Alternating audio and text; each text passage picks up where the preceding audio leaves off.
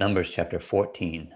So all the congregation lifted up their voices and cried, and the people wept that night. And all the children of Israel complained against Moses and Aaron, and the whole congregation said to them, if only we had died in the land of Egypt, or if only we had died in this wilderness. Why has the Lord brought us to this land to fall by the sword, that our wives and children should become victims? Would it not be better for us to return to Egypt? So they said to one another, let us select a leader and return to Egypt.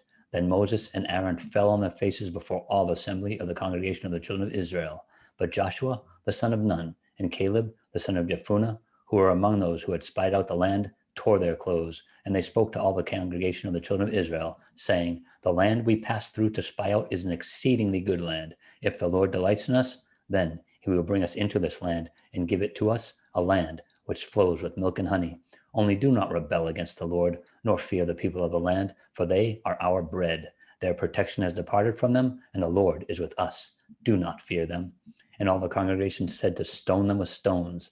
Now the glory of the Lord appeared in the tabernacle of meeting before all the children of Israel. Then the Lord said to Moses, how long will these people reject me? And how long will they not believe me? With all the signs which I have performed among them, I will strike them with the pestilence and disinherit them, and I will make you a nation greater and mightier than they. And Moses said to the Lord, then the Egyptians will hear it, for by your might you brought these people up from among them, and they will tell it to the inhabitants of this land. They have heard that you, Lord, are among these people, that you, Lord, are seen face to face, and your cloud stands above them, and you go before them in a pillar of cloud by day and a pillar of fire by night.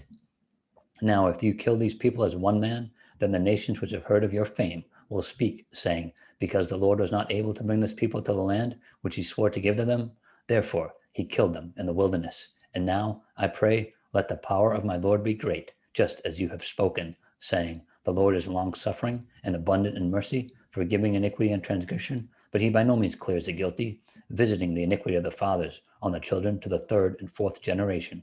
Pardon the iniquity of this people, I pray, according to the greatness of your mercy, just as you have forgiven this people from Egypt, even until now. Then the Lord said, I have pardoned according to your word, but truly, as I live, all the earth shall be filled with the glory of the Lord, because all these men who have seen my glory and the signs which I did in Egypt and in the wilderness, and have put me to the test now these 10 times, and have not heeded my voice, they certainly shall not see the land of which I swore to their fathers, nor shall any of those who reject me see it. But my servant Caleb, because he has a different spirit in him and has followed me fully, I will bring into the land where he went, and his descendants shall inherit it. Now the Amalekites and the Canaanites dwell in the valley. Tomorrow turn and move out into the wilderness by the way of the Red Sea. And the Lord spoke to Moses and Aaron, saying, how long shall I bear with this evil congregation who complain against me? I have heard the complaints which the children of Israel make against me. Say to them, as I live, says the Lord, just as you have spoken in my hearing, so I will do to you. The carcasses of you who have complained against me shall fall in this wilderness, all of you who are numbered according to your entire number from 20 years old and above, except for Caleb, the son of Jephunneh, and Joshua, the son of Nun. You shall by no means enter the land which I swore I would make you dwell in, but your little ones, whom you said would be victims, I will bring in, and they shall know the land which you have despised. But as for you, your carcasses shall fall in this wilderness, and your sons shall be shepherds in the wilderness 40 years, and bear the brunt of your infidelity until your carcasses are consumed in the wilderness.